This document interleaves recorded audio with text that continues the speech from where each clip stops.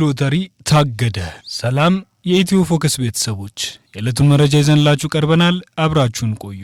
ፕሬዝዳንት ዶናልድ ትራምፕ ባለፈው ሳምንት በብራውን ዩኒቨርሲቲ በተፈጸመ የጅምላ ጥቃት 2 ሰዎች መገደላቸውን ተከትሎ የአሜሪካን ግሪን ካርድ ሎተሪን አገዱ።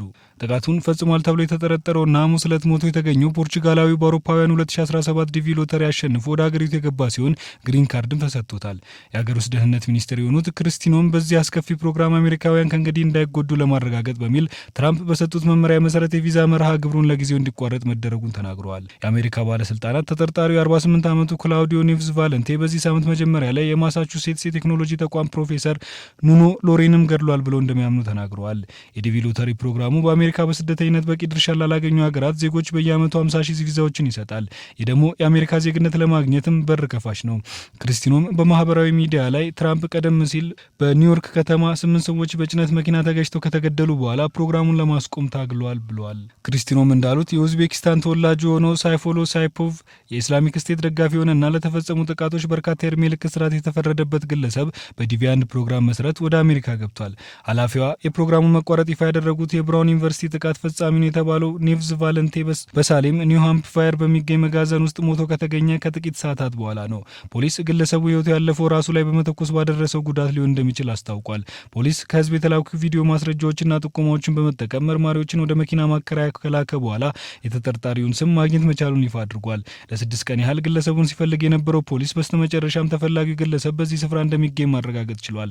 አንድ ሻንጣና 2 የጦር መሳሪያዎች ከተጠርጣሪው አስክሬን ጎን ተገኝቷል። በአቅራቢያው ባለ መኪና ውስጥ የተገኙ ቁሳቁሶች ከብራውን ዩኒቨርሲቲ ከተሰበሰቡ ማስረጃዎች ጋር ተመሳሳይ መሆናቸውን የሮድ አይላንድ ጠቅላይ አቃቤ ሕግ ፒተር ኔሮንሃ ተናግረዋል። የብራውን ዩኒቨርሲቲ ፕሬዝዳንት ክርስቲና ፓክሰን እንዳሉት ኔቭዛ ቫለንቴን ስመጥር በሆነ ትምህርት ቤት ተመዝግቦ በፊዚክስ የዶክትሬት ዲግሪውን ለማግኘት እየተማረ ነበር። ከብራውን ጋር ምንም አይነት ግንኙነት እንደሌለው ጨምረው ገልጿል። ባለስልጣናት እንዳሉት ኔቭዝ ቫለንቴ ሰኞ ዕለት 47 ዓመቱን የማሳቹሴትስ ኢንስቲትዩት MIT ፕሮፌሰር ኑኖ ኤፍ ጎሜስ ሉሬሮ ከፕሮቪደንስ 80 ኪሎ ሜትር ርቀት ላይ በሚገኘው ብሩክሊን በሚገኘው ቤታቸው ተኩሶ ገድሏል ብሎ ያምናሉ።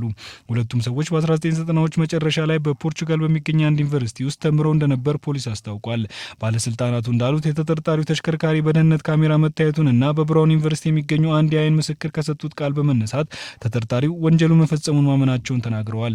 ይኸው መኪና ፕሮፌሰሩ በጥይት በተገደሉበት ቦታ አቅራቢያ ታይቶ ነበር። ባለስልጣናቱ ለሁለቱም ጥቃቶች ለመፈጸም ምክንያት የሆነው ጉዳይ ይፋ አላደረጉም። በአውሮፓውያኑ ታህሳስ 13 2025 አንድ ታጣቂ በብራውን ዩኒቨርሲቲ የምህንድስና ትምህርት ክፍል ህንጻ ውስጥ በመግባት ተኩስ ከፍቶ 2 ተማሪዎች ሲሞቱ ሌሎች 9 ደግሞ ቆስለዋል። አሜሪካ ከአውሮፓውያኑ አቆጣጠር 1995 ጀምሮ በዲቪ ሎተሪ አማካኝነት ወደ ሀገሯ በርካቶች እንዲገቡ የምትፈቅድ ሲሆን የዲቪ 27 ማመልከቻ ጊዜ ዘግይቶ ነበር። የዘንድሮ አመልካቾች $1 እንዲከፍሉ ይደረጋል ተብሎ የነበረ ቢሆንም ከተለመደው የማመልከቻ ጊዜ ስለዘገየበትም ሆነ ስለ ክፍያው በይፋ የተነገረ ነገር የለም።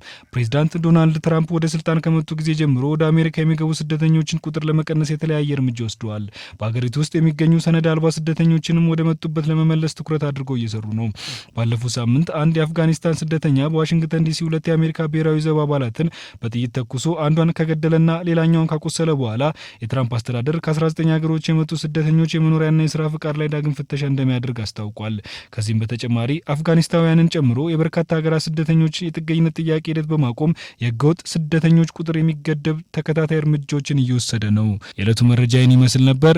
ላይክ፣ ሼር፣ ሰብስክራይብ በማድረግ ቤተሰብ ይሁኑ።